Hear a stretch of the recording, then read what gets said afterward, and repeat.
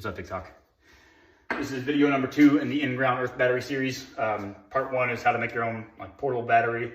It goes into what's actually happening between the copper and the zinc and the electrolyte. This is how to make a series of the actual copper cells. These will not have the PVC cap on them, and you may have seen the little rim of the jar in the other video. That was just temporary. What you'll need for this video is the copper pipe. There's 2 foot of a 1/2 inch copper pipe at Home Depot for $8.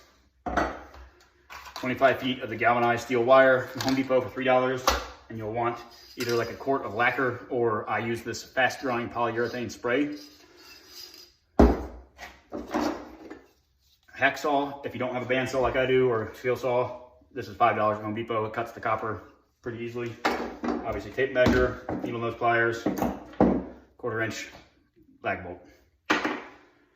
I cut mine down to 2.5 inches just for these testing purposes, so it'll save material. My end product will probably be about 1 foot or 18 inches long, but for now, the 2.5 inch copper pipe piece is what we're using. So that's 2.5 inches cut down, a hole drilled in it, a 6-inch piece of galvanized wire threaded. Once you have that, before you stick it in the dirt or put dirt in it, this is when you want to coat the outside of the copper. So the external sides, the bottom doesn't matter and the top doesn't matter, and the inside you don't want to coat.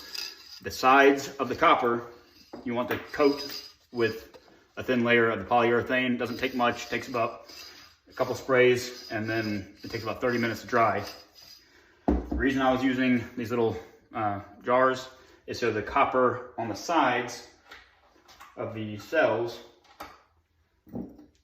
this cell and this cell, the dirt in between them would ground them together and make one giant cell instead of 12 small ones. The bottom doesn't matter. The cup was separating the sides. So what this was doing was the dirt was all around in the bottom and the top, but it was separating.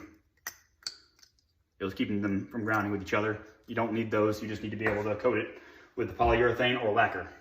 So once you have them coated and they're dry, that's when you can stick them in the ground.